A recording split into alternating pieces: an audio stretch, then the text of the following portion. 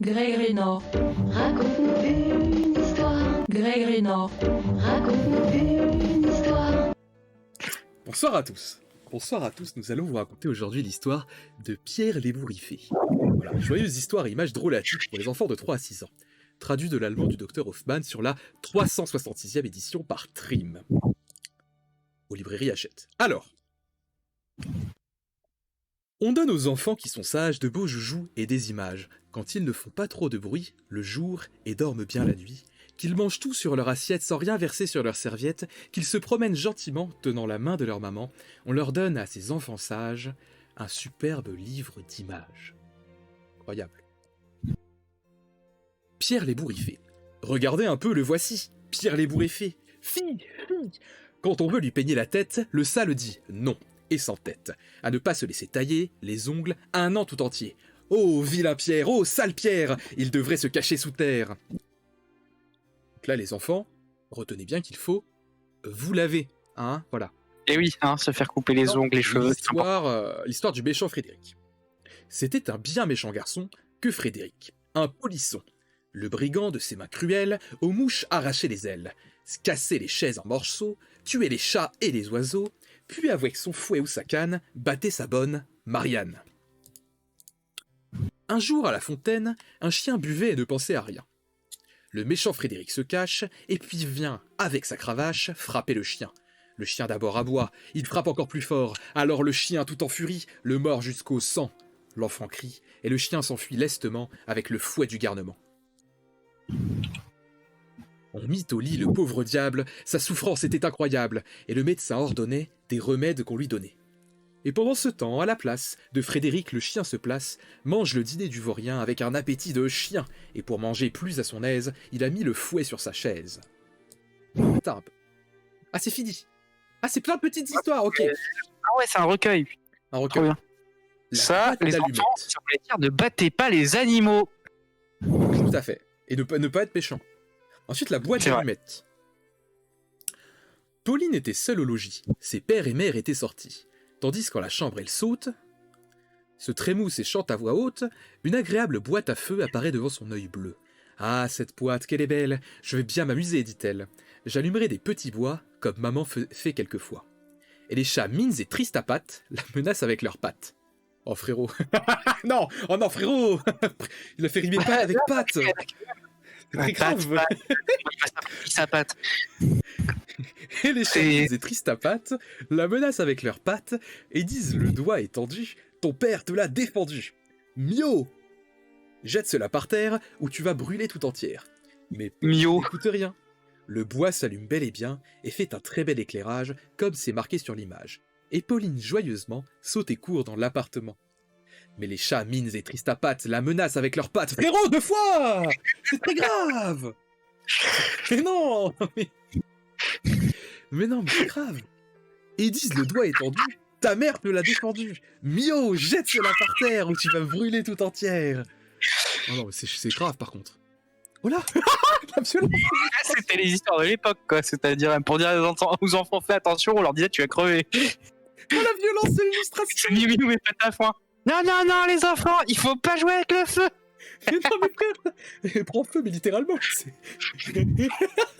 C'est une bûche, la meuf. Ça va terminer.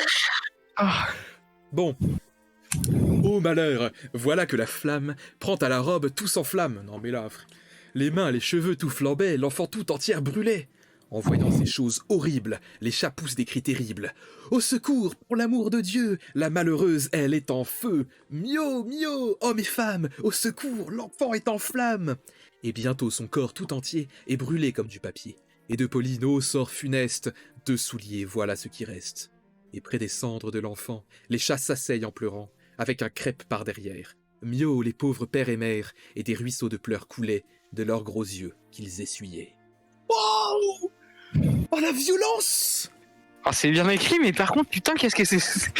En 2 pages, comment mourir?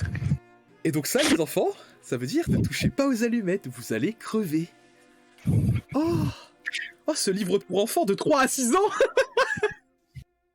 T'imagines, à 4 ans, t'es là, tu ouvres ton livre, t'es content, tu vois une gamine qui brûle. Oh, incroyable! Oh, je veux la suite. Bah, y en a pas, elle est morte. Oula. Oula, je suis pas sûr d'avoir la suite. Switch vite. Oh la dingue. Tire N-word. Non, bon allez, je vais la faire. Non, mais non, vraiment pas. Non, en vrai, je suis pas sûr de la faire. Non, non, non. Passe Ah à- non, si, c'est passe- bon, c'est bon, c'est gentil, c'est gentil. Ça a l'air d'être bien. Bon. L'histoire des enfants noirs. Un N-word plus noir qu'un corbeau se promenait par un tombeau. Il avait ouvert son ombrelle car la chaleur était mortelle. Louis accourt sur son chemin avec son drapeau. Non mais c'est quoi? C'est le FN contre. On est où là? Ah bah, un peu là. Pas de course arrive ensuite, Gaspard et sa galette cuite. Willem son cerceau sous le bras et tous trois rient aux éclats du pauvre noir qui va là-bas. Mais le grand Lustucrus. Hein? Lustucrus avance avec son encrier immense. Enfant, ne soyez pas mauvais, dit-il. Laissez ce N-word en paix. Est-ce qu'il en peut quelque chose s'il est noir au lieu d'être rose? Mais ces gamins, l'auriez-vous cru, rire au nez de Lustucru, se moquant encore davantage du pauvre N-word au noir visage. C'est terrible, hein, cette histoire. Non mais en vrai, c'est une belle morale. Alors Lustucru se fâcha. Willem et Louis, et comme vous le voyez là, ils empoignent la marmaille par les bras, les cheveux, la taille. Willem et Louis avec lui, Gaspard qui se débat aussi, et les plonge dans l'encre grasse. Gaspard avait beau crier « Grâce !» Frérot. Tous les trois avaient beau crier, ils les trempent dans l'encrier. Oh! Oh, pas mal! Ah, celle-là, c'est pas mal, ça rattrape la précédente. Ah, merde. À présent, voyez sur l'image, ils sont plus noirs que du cirage. Voyez, le N-word va devant, les enfants tout noirs le suivant, et les voilà devenus pires que le noir qui les faisait rire. Ouais, c'est presque une belle morale, il faut pas se moquer des... Oui. Ouais, C'est presque. un peu- C'est écrit comme à l'époque, Ouais. quoi. Mais... Pour 1866, en vrai, je pensais qu'il allait avoir une dinguerie encore plus grande. En vrai, je pensais qu'il allait avoir une dingue, mais énorme. En vrai, Ouais, moi ça aussi. va. Bon, l'histoire du... J'adore ce livre, hein, par contre. L'histoire du fameux chasseur. Le fier chasseur met sa jaquette, son habit vert et sa casquette, prend son fusil et sur le champ, s'en va chasser à travers champs. Mais le lièvre se moque bien du fier chasseur qui ne voit rien. Il a sur son nez jusqu'aux lèvres des lunettes pour voir les lièvres. Le soleil cuit, C'était le l'inverse. fusil pèse, le chasseur est mal à son aise, il s'étend sur le gazon vert, mais notre lièvre a l'œil ouvert. Et quand il entend ronfler l'homme, tout doucement, pendant son somme, il prend le fusil du chasseur et ses lunettes, le farceur. Il va lui tirer dessus. Alors, sans tambour ni trompette, il met sur son nez les lunettes et puis vise avec le fusil. Le chasseur a peur, tout saisi. Il se sauve, bride abattu et crie « Au secours, on me tue !» Le fier chasseur de bond en bond arrive au bord d'un puits profond et, fou de peur, s'y précipite. Le lièvre tire encore plus vite. Mais frère, mais c'est... Regarde la gueule du lièvre. Avec ses lunettes, mec, avec la pétoire. Alors, je sais que le chasseur, là, moi qui. Attends, mais il veut bouffer l'humain. Le lièvre, là, il a une cuillère, on est où? Il veut bouffer l'humain, on est d'accord. C'est sûr. À la fenêtre se tenait la femme de l'homme et buvait du bon café dans une tasse. Et Lias, le lièvre là lui casse. Cependant, près du puits était le fils du lièvre qui broutait et batifolait sur la mousse. Au nez, le café l'éclabousse. Il dit « Qui me brûle ?» Et dans l'air, il attrape au vol la cuillère. Hein? J'ai pas compris la morale, là. J'ai raté un... Y'a personne... Hein? Je suis con ou... Ouais, ça veut dire c'est le net, quoi, faut karma. toujours être obs- Comme le lapin il s'est retourné contre le chasseur, ça a tapé sur le truc et le petit lapin il s'est fait brûler parce que le grand lapin il a tué sur le. Je sais pas. Pas clair, pas Y a clair. pas clair. Pas ouf. Suceur de pouce. Ah, ça c'est pour apprendre aux enfants à ne pas sucer leur pouce. Très intéressant. Je Oh, sors j'ai eu peur Conrad. qu'il y ait une dingue sur les deux premiers mots. Enfin, 3. Hein? Je sors connard, mon gars. Moi j'ai vraiment cru qu'il avait écrit je sors connard. Et j'étais détruit mec. Je sors connard et dessus c'est ton pouce espèce de merde. C'est parti. Je sors connard, mon cher ami. Dit la maman, toi, reste ici. Et jusqu'à... Oh, c'est sa maman, en fait. Allez, je sors connard, mon cher ami. Dit la maman, toi, reste ici. Et jusqu'à mon retour, sois sage, ainsi qu'on doit l'être à ton âge. Et ton pouce, connard, surtout.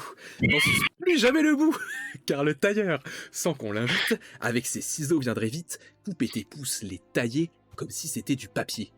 La maman part et whoop et whoosh, le pouce est déjà dans la bouche. Mais la porte s'ouvre. What the fuck? La Mais quoi? Mec, les livres pour enfants du 19e siècle, c'est devenu mon péché.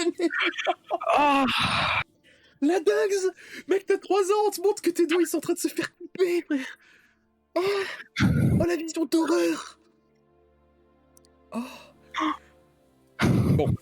Mais la porte s'ouvre au malheur, et dans la chambre, le tailleur entre en courant, se jette aux trousses de l'enfant qui tête ses pouces, et clip et clap en 2 morceaux, il les coupe avec ses ciseaux. Avec ses grands ciseaux terribles, l'enfant pousse des cris horribles. Et lorsque la maman rentre, quelle figure avec connard! Il gémit, il sanglote, il glousse, ses 2 mains n'avaient plus de pouces. voilà, c'est Eh tout. ben. Ne mangez pas vos pouces sous peine de perdre. C'est terrible ça. Oh, l'histoire de connard! Moi, j'avoue qu'avec ça, je n'aurais jamais mangé mes ongles. Hein. Mais L'histoire efficace à l'époque, hein. Eh, la bienveillance, ça n'existait pas, hein. Attention, hein. Non, c'était vraiment peur aux enfants, ils vous feront pas chier. Ah mais attends, histoire de la soupe de Gaspard. Gaspard était tout frais, tout beau, tout gros, tout rond comme un tonneau, et sa force était remarquable, il mangeait bien sa soupe à table. Mais un beau jour il s'écria « Je ne veux plus de soupe, non, je ne veux plus de soupe », et la laisse dans sa soucoupe. Le jour suivant, voyez-le là, comme il était maigre déjà, il laisse encore dans sa soucoupe la soupe et dit « Non, plus de soupe, quelqu'un d'autre la mangera, je ne veux plus de soupe, Le jour suivant, maigreur complète, il était comme une allumette. Pourtant, lorsque la soupe entra de nouveau, Gaspard s'écria « Je ne veux plus de soupe, non, je ne veux plus de soupe !» et la laisse dans sa soucoupe. Le jour suivant, voyez encore, on l'aurait cassé sans effort, c'était un fil, plaignait son sort. Le jour suivant, il était mort.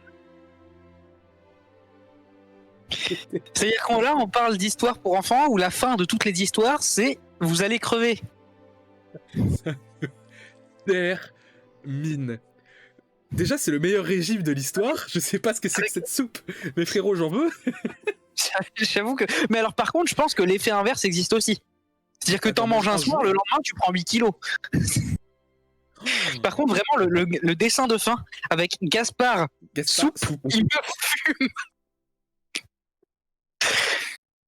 Oh, il est incroyable ce livre. Hein. C'est pas Baboulifi et Papavoine, mais il y a des connivences, il y a des trucs à prendre. 1866, un peu plus récent.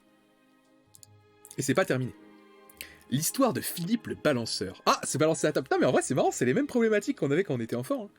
Bah, sauf que maintenant, il y aurait ne fais pas ton TikTok, Jennifer. Tu vois, mais. Ne fais pas ton TikTok, Jennifer, ou tu finiras le cul par terre. Le cul à l'air, le cul à l'air. Ça me donne des envies d'Alexandrin. Hein, Tiens, ça, c'est pour moi, c'est gratuit. Bon alors, l'histoire de Philippe le balanceur. Ah ça, Philippe va, j'espère, rester tranquille, dit le père, d'un ton sévère et menaçant, au petit garçon remuant. La mère, sans ouvrir la bouche, regardait tout d'un air farouche. Mais Philippe n'écoutait pas ce que lui disait son papa. Il se balance, il se ballotte, il gigote et des pieds tricotent sur sa chaise sans s'arrêter. « Philippe, tu vas m'irriter !» Cher enfant, en haut de la page, regardez, voyez sur l'image ce qu'à Philippe il arriva. Tant et si bien se balança qu'en arrière tomba sa chaise, il est en l'air mal à son aise, se tient à la nappe en criant. C'est inutile. En un instant, tout le couvert tombe par terre, le père ne sait plus que faire. La maman, toujours sans parler, regarde les plats s'endaler. La nappe glissa de la table et tombe sur l'enfant coupable, et tout le dîner du papa roule par terre et patata! Soupe et viande en 1 minute sur le plancher font la culbute. La soupière est cassée en 2 et les parents, fous, tous furieux, se lèvent rouges de colère. Plus rien à manger, tout par terre. Ah c'est... Oh bon ça va, là il est pas mort. Oui, ça va. Bah quoi qu'on est peut-être pas allé jusqu'à la suite parce qu'après le père le butait. Mais Oui, c'est... je vois sur Discord, reviens 2 images en arrière. Encore une. Là, avec le temps de charge, j'ai cru qu'il lui mettait une énorme patate. Je peux comprendre. Moi je crois que c'est la dernière, hein, l'image de Jean. Ah non, c'est pas celle-là. C'est possible, ouais. Jean, le nez en l'air, pardon. Lorsque Jean allait à l'école, il regardait l'oiseau qui vole, et les nuages, et le toit, toujours en l'air, jamais tout droit, devant lui comme tout le monde, et chacun disait à la ronde, en le voyant marcher, « Mon cher, regardez Jean le nez en l'air !» Un jour, en courant, un chien passe, et Jean regardait dans l'espace, tout fixement, et personne là, justement, pour crier. Jean le chien, prends garde! Le voilà, près de toi, regarde! Paf! Petit Jean est culbuté, et le chien, lui, tombe à côté. Un jour, au bord d'une rivière, il allait tenant en arrière son carton, et ses yeux suivaient les cigognes qui voltigeaient. Et comme un i droit, en silence, vers la rivière, Jean s'avance, et les 3 poissons, fort étonnés, ont pour le voir lever le nez. Encore un pas dans la rivière, Jean tombe, tête la première, les trois poissons effarouchés, en le voyant, se sont cachés. 2 braves gens du voisinage, par bonheur, viennent au rivage, avec des perches tous les 2, tirent de l'eau le malheureux. Il sort tout trempé, quelle pluie à la triste plaisanterie! L'eau ruisselait des cheveux, sur la figure et sur les yeux, et tout mouillé le pauvre diable grelottait, c'était pitoyable. Les petits poissons à la fois nagent vers le bord, tous les 3, ils sortent de l'eau la figure, riant tout haut de l'aventure de l'imprudent petit babouin, et son carton, il est bien loin. Encore, Robert! Comme ça jusqu'où? Ça n'empêche que... Oh non, c'est la dernière, Robert! Et c'est TikTok, le truc avec Jean nez en l'air, aujourd'hui ce serait la même, mais avec le nez vers le bas. Oui, c'est vrai. Ça fait réfléchir sur société. Ça en dit long sur réfléchir. Bon, Robert, c'est la dernière histoire. L'histoire de Robert qui s'est envolé. Quand il pleut et quand sur la terre, le vent mugit avec colère, garçons et filles gentiment restent dans leur appartement. Mais Robert pensait, non, je gage que c'est magnifique un orage, et dehors, parapluie en main, s'en va patauger le gamin. Oui, le vent souffle avec la pluie, si fort que l'arbre plie. Voyez, le parapluie est pris par le vent, et malgré ses cris, le vent emporte dans l'espace Robert qui monte en criant grâce. Jusqu'au nuage il volait, et son chapeau le précédait. Toujours plus haut, aïe aïe, Robert suivait son parapluie. Le chapeau toujours en avant s'envole au ciel avec le vent, et l'on n'a plus de leurs nouvelles. Entendez-vous, petit rebelle? Ah, sur la fin, c'est... Oh, incroyable! Et c'est la fin du... C'était bien. Ok. Le portrait de Gros Patou. Jean-Jean était un gros nigaud, un vrai modèle de lourdeau. Sa maladresse était si forte qu'il se cognait à chaque porte. À chaque instant, quand il marchait, d'un pied sur l'autre, il s'accrochait. Quand il entrait dans une chambre, s'il ne se cassait pas un membre, c'était hasard ou grâce à Dieu, car il s'étalait au milieu. D'un ours, il avait la tournure, le rouge couvrait sa figure. Au moindre mot qu'on lui disait, et tout pâteau, il demeurait. Ses parents prenaient patience. Il était encore dans l'enfance. Sa mère surtout espérait qu'en grandissant il changerait. Mais il resta toute sa vie un modèle de gaucherie à un gros pâteau, et fut toujours le plus lourd de tous les balourds. Vous allez voir là, sur ces pages, mes enfants, et sur ces images, les bêtises de ce garçon, qu'ils vous servent au moins de leçon. Un portrait, Oh la vache, Jean-Jean Gros Pâteau, la gueule! Effectivement, oui. Gros Pâteau sur le cheval de bois. Un jour, c'était le jour de l'an. Le jour des étrennes, Jean-Jean reçoit pour cadeau de son père juste le joujou qu'il espère, un fort joli cheval de bois, comme on en monte quelquefois. Jean-Jean à peine est sur la bête qu'il roule par-dessus sa tête. Il tombe comme un gros paquet et son nez cogne le parquet. Il était tout en marmelade. Pendant 8 jours, il fut malade. Le cheval fut mis de côté. Jean-Jean l'avait bien mérité. Après, ça va. Oh putain, je peux avoir des illustrations de Jean-Jean. Se casse la gueule. Jean-Jean qui tombe. Jean-Jean qui a bu beaucoup trop d'alcool. Jean-Jean, il lit des contes, il lit des fables de La Fontaine, ça c'est certain. Jean-Jean, il est en full gameplay Vinas. Jean-Jean. Jean-Jean, c'est pour toi, mon Jean-Jean. C'est pas Jean-Jean. Oh non, non. Vite, La première leçon d'écriture. À 6 ans, l'âge de l'esprit, c'est faux, son père par la main le prit. De sa maman, il le décolle et conduit Jean-Jean à l'école. Vous jugez qu'il s'y comporta, comme toujours, comme un bêta. L'ABC semblait difficile pour ce dur cerveau d'imbécile, et jamais bien il n'est plat. Un jour enfin on l'appela, après la classe de lecture, pour une leçon d'écriture. Pâteau, dans cette occasion, passa toute permission. Il vous prend la plume à main pleine, comme on prendrait un tronc de chêne, et sur le champ fait un pâté, qu'on vous a mis là de côté. Au bout de quelques griffonnages, 4 barres et 3 jambages, paf, son encrier tout entier est renversé sur le papier. Pour arrêter l'encre qui coule, Jean-Jean de ses mains la refoule. Voilà ses 10 doigts inondés par les flots d'encre débordés. Juste au ce moment, une mouche se pose en volant sur sa bouche. Il veut se gratter, oh là là, quelle frimousse il se fit là, et toute la classe de rire. Jean-Jean ne sut jamais écrire, et ce fut de cette façon qu'il prit sa première leçon. Quoi? Ça, c'est-à-dire que vraiment juste. Il sait pas écrire? Maladroit. Mais oui. Non, frère aussi, il abuse. Bon. Quel du Jean-Jean, putain. La table cassée. Haut exploit de notre Jean-Jean, dans l'armoire de sa maman, brillait à la plus belle place une fort magnifique tasse. On y tenait énormément. Non qu'elle fût d'or ou d'argent, mais elle venait du grand-père. Ce souvenir la rendait chère. Un jour qu'on la considérait, notre Jean-Jean là se trouvait. Il l'empoigne et la pauvre tasse, paf, tombe par terre et se casse. La mère pleura de chagrin. Ce ne fut qu'un cri. Le serin, maladroit, pâteau, quelle bûche! Tout est cassé par cette cruche. Attends, j'avoue, non. La gueule de Jean-Jean aussi, c'est très grave. C'est un enfant, c'est un monstre là, Jean-Jean. Il a rien de ses parents en plus. Il a renversé mamie là, putain, c'est un truc de fou. Gros pâteau, non mais il n'y avait plus d'effort, c'est plus Jean-Jean. Oh la merde là, la gymnastique, il n'y a plus rien. C'est vraiment l'histoire de la dernière fois avec le mec qui suce son pouce connard à la gymnastique. C'est vrai. C'est ouf. Alors, pour dégourdir le gros pâteau et le rendre un peu moins lourdeau, on l'amène à la gymnastique. On le fait monter au portique. C'est excellent pour la santé, Jean-Jean en était enchanté. Hélas, au bout d'une minute, le gros pâteau fait la culbute et se donne une entorse au pied. Le voilà tout estropié. Alors il s'en va comme une oie, clopin-clopant, adieu la joie. Il partit, laissant faire autrui des tours de force. Quant à lui, il en avait perdu l'envie et n'en fit jamais de sa vie. Ouais, bah là, c'est du Jean-Jean tout craché, quoi. La tête de Jean-Jean, à chaque fois, elle a la même expression. Mec, ça, c'est une emote, hein. Ça, c'est... Moi, quand je vois tous mes devoirs qui restent, tu sais... C'est fin de gourmet Jean-Jean. En vrai, oui. Ça, c'est sauvegardé. Ça, je peux vous dire... Jean-Jean, ça, elle est sauvegardée. Je vais l'appeler Jean-Jean. Ok. L'aventure de la tourte.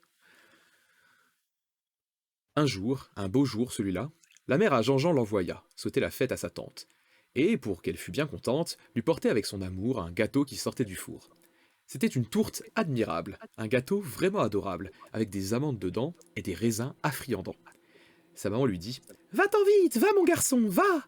Félicite ta tante et prends garde en chemin, à ce que tu tiens dans la main. » La course de Jean-Jean fut courte, bientôt il trébuche, la tourte tombe à terre et se casse en deux au milieu d'un pavé boueux. 2 chiens, sans prendre de mitaine, profitent de la bonne aubaine et se jettent sur le gâteau de notre infortuné pâteau. En vain, Jean-Jean pleure et trépigne, les 2 chiens s'en vont d'un air digne, et de cet excellent morceau se lèche encore le museau. Oh, ils en ont rien à foutre. Ils lui ont déglingué sa tourte. Oh, la leçon de... Il en reste encore parce que Jean-Jean, t'as la vie de merde.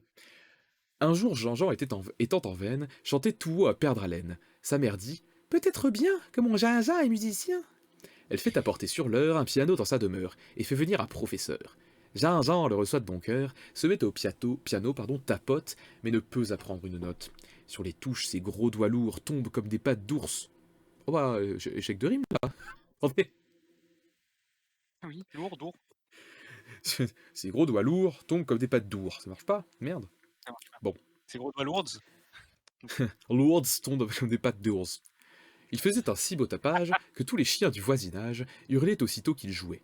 Son maître, en vain, s'évertuait. Sué, soufflé, était en nage. À la fin, il se décourage. Il prend ses gants et son chapeau et laisse mon Jean-Jean capot. En partant, il dit « Dieu me damne si l'on vit jamais pareil âne !» Jean-Jean put siffler quelques airs, comme auparavant, de travers. Mais ce fut tout, et la bourrique dut renoncer à la musique. Jean-Jean, une vie de merde quand même. Hein. J'ai l'impression de voir ma vie. Mais là, frère aussi. Mais il n'a pas été à l'école, Jean-Jean. Moi aussi. Gros pâteau patine. Jean, quand il sera moins sot. Quand sera-t-il moins sot? Dit un jour l'oncle Crapouillot. Voilà, frère Crapouillot aussi. Quand tiendras-tu sur tes jambes comme tes frères tous à gambe? Non, je fais pire accent. Je Très mal changerai, je le l'accent que tu promets. T'as dit quoi? tu fais très mal l'accent que tu essayes de faire. Ah oui, devrais je sais pas le faire. ça Faut que pourrait j'arrête. être, ouais. Ouais. Ça pourrait être considéré J'échangerai, je le comme, promets. Mon cher oncle, dit Jean-Jean. Mais je voudrais avoir une paire de bons patins. Et pourquoi faire? Pour m'en aller sur les glacis, patiner avec mes amis. Soit, nous allons en faire en plette.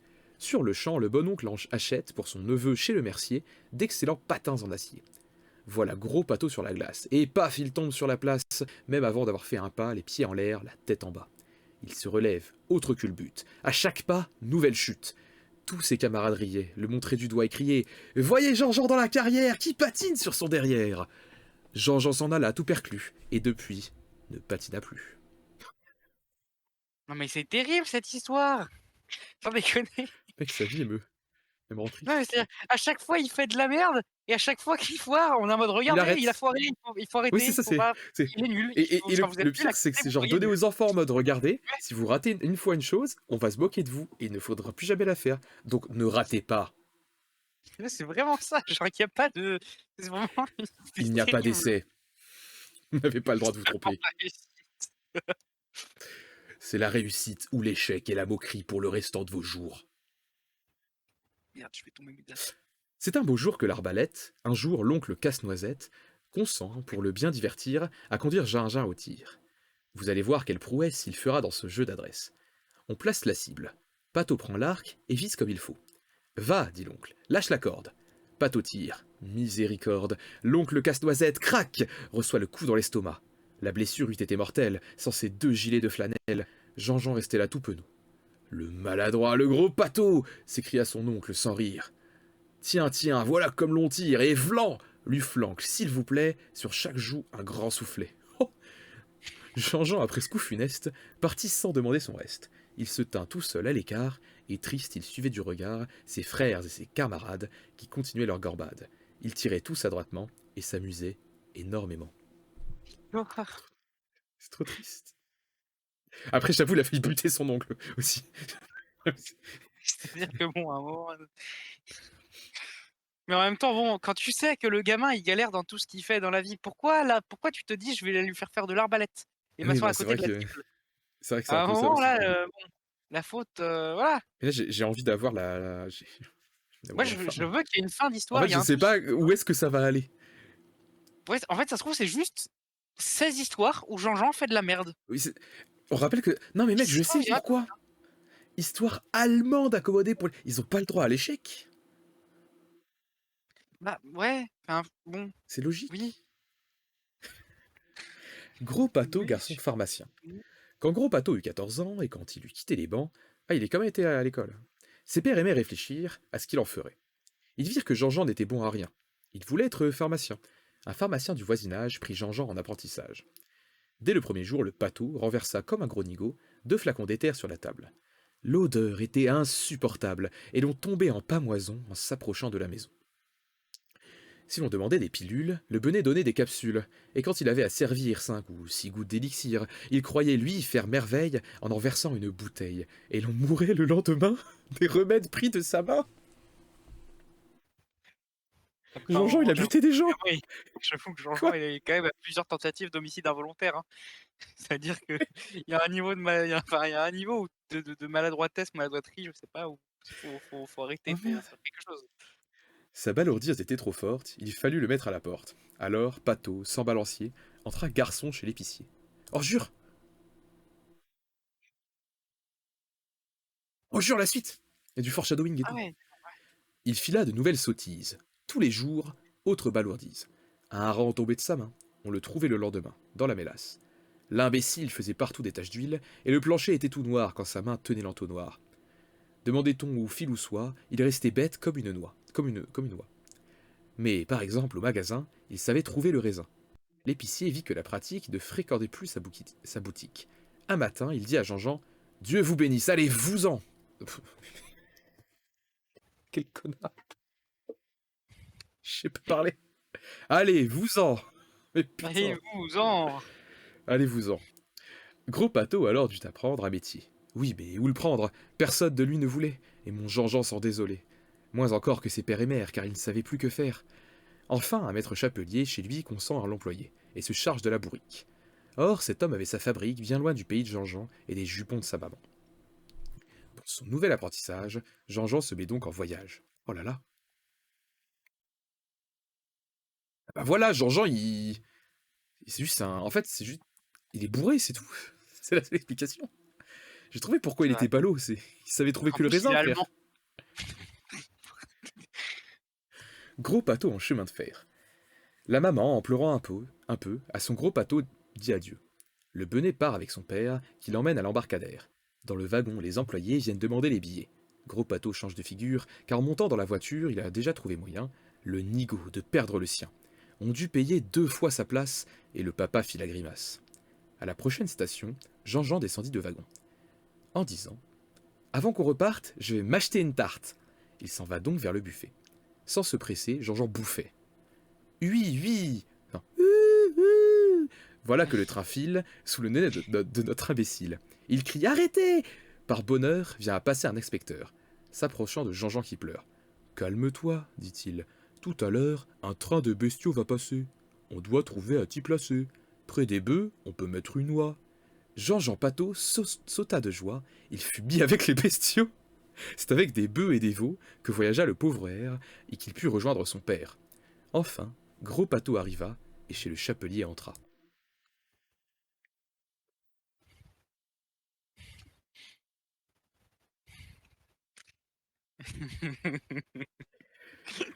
Voilà Gros Pato à la tâche, la nuit, le jour, et sans relâche. Il lui fallait tailler des pots, coudre et repasser des chapeaux.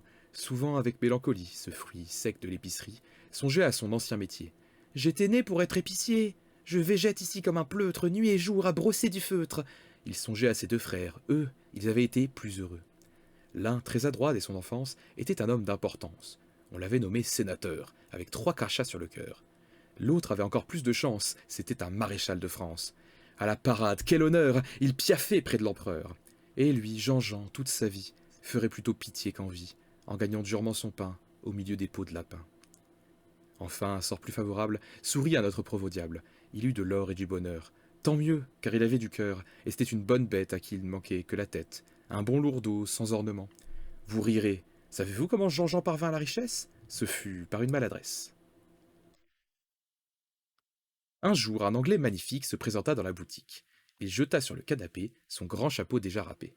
« Ce chapeau, dit-il, est énorme. J'en voudrais un d'une autre forme. Un chapeau moins pointu, moins long, et qui n'ait pas l'air d'un tromblon. » Il en essaye 12 ou 13 sans en trouver un qui lui plaise. Pendant son temps, comme un gros sac, Gros Pato vint s'asseoir, knick-tac, sur le chapeau de la pratique, sur le couvre-chef britannique qu'aplatit son postérieur. Jean-Jean se lève avec frayeur. Mais my lord s'écrie « Ah, merveille! Voilà la forme sans pareille! Le chapeau plat que je voulais, pas si pointu que nos Anglais!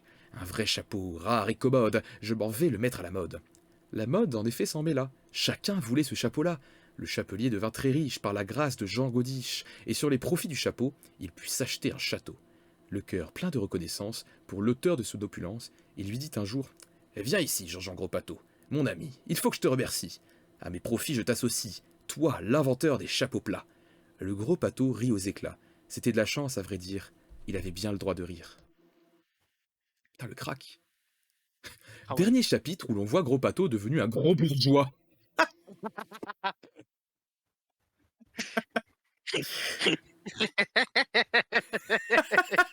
Un gros connard de bourgeois.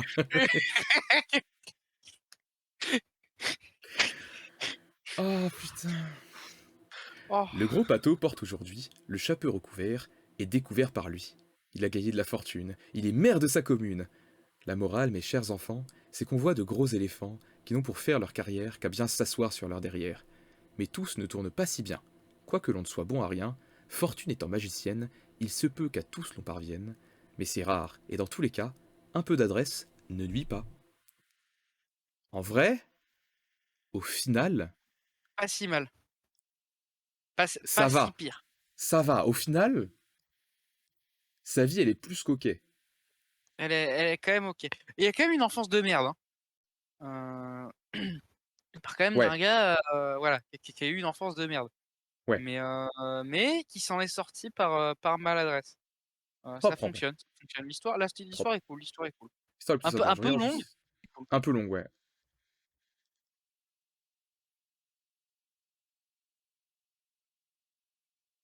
Oh, elle a l'air incroyable. Est-ce qu'on se l'a fait? J'ai vu un truc déjà qui me mais ouais. Ou Je pense qu'on enfin, se l'a fait. soit on se la fait, soit on se dit: «Ça a l'air fou» et on se la garde pour la prochaine. Je pense qu'on se l'a fait parce qu'on a eu beaucoup de problèmes ce soir. On peut se finir par une histoire de OK, fou. Je pense qu'elle est folle. OK. Mais avant de la faire, je vais boire de l'eau. Ouais. Ouais. Petite bouteille d'eau et après l'histoire, Et quelques après, petits on va se quitter trucs. là-dessus. On aura appris quand même des choses. C'était Ah plus. qu'on après l'histoire, petite surprise, non? Petite surprise, petites infos, on vous tient au Ah, bah courant. oui, si tu veux. Si tu veux. Des petits trucs légers, hein, mais on en reparle après l'histoire. Alors, Simon le poltron. Simon était poltron, c'était son plus grand vice. C'était la faute un peu de Babet, sa nourrice, qui l'avait effrayé quand il était petit. Chaque soir, en mettant le marmot dans son lit, elle disait Allons, il faut faire un bon somme, ferme vite les yeux, ou bien le vilain homme, l'homme noir, va venir t'emporter dans ses bras. Et Simon, tout tremblant, se cachait dans ses draps. C'est le traumatisme. Dès que l'enfant bougeait ou remuait un membre, le loup est à côté, ne sors pas de la chambre. Viens vite, les canards vont courir après toi si tu ne restes pas près de moi. Et quand Simon était pas sage, comme une image, prenez-moi cet enfant, monsieur le ramoneur. Oh! Et Simon se taisait, presque mort de frayeur. Elle-même, Babet, avait peur de l'orage. Elle cachait toujours dans ses mains son visage, pour ne pas voir l'éclair traverser l'air. Simon avait alors plus peur qu'elle-même. Il laissait tout tomber, et tremblant, pâle et blême, courait se réfugier dessous son tablier.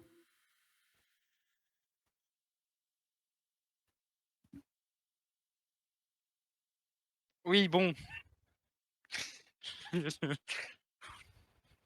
On a compris ce que tu vois derrière cette image, mais ça va aussi. Cet éclair est une flèche. Non, moi je parlais de l'éclair, c'est une flèche, regarde, c'est bizarre. Ah oui, c'est bizarre. Sa grand-maman aussi lui contait des histoires, bien épouvantables, bien noires, mais qui ne valaient rien pour lui donner du cœur, qui l'amusait beaucoup, mais lui faisait grand peur.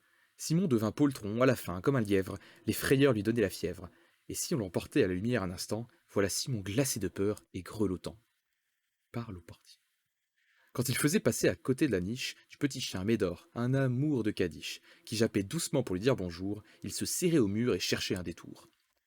Quand il se promenait, il n'était pas plus sage. Si le vent par hasard agitait le feuillage, la feuille n'était pas si tremblante que lui.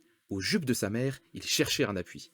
Un jour même, vit-on jamais rien de pareil. Il eut peur, le poltron, de son ombre soleil.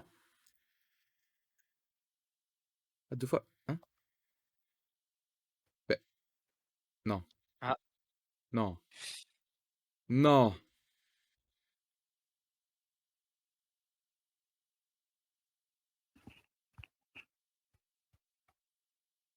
ah, ah. Alors qu'on lit trop vite pour la BNF. Le soleil, en vrai, il est pas rassurant. Et l'ombre Mmh. non plus. C'est vrai, moi ça passe, j'aurais aussi eu peur.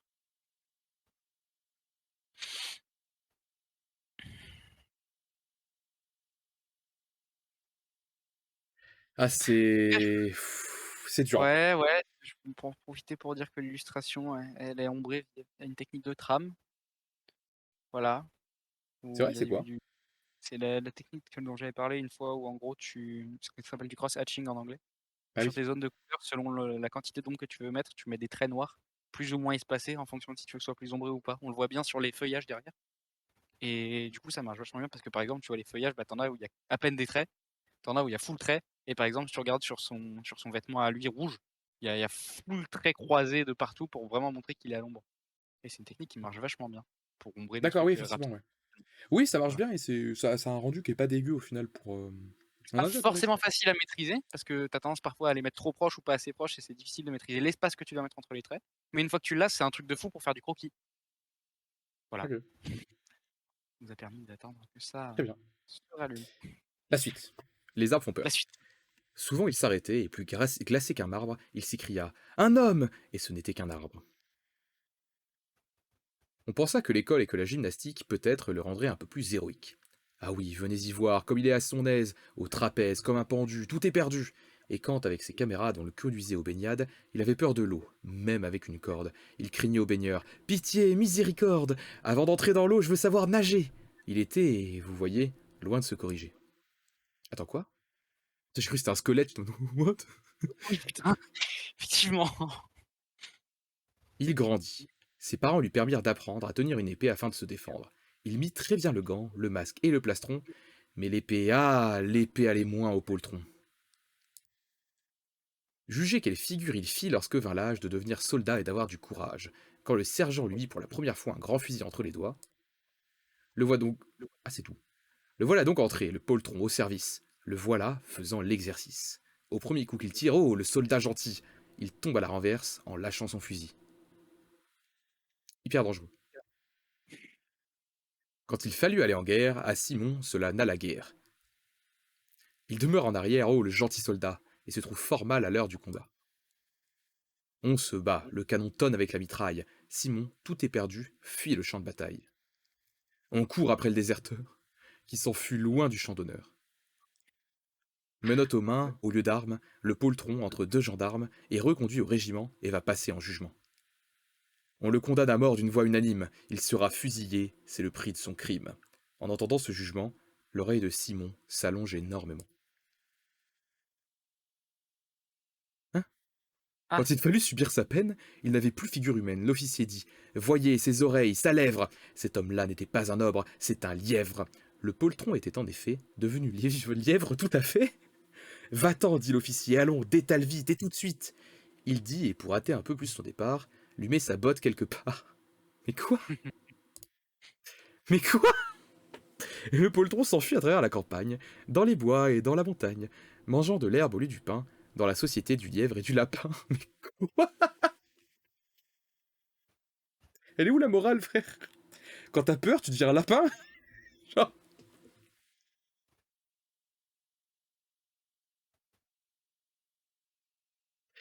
Si t'as peur dans la vie, bah... tu seras un lapin.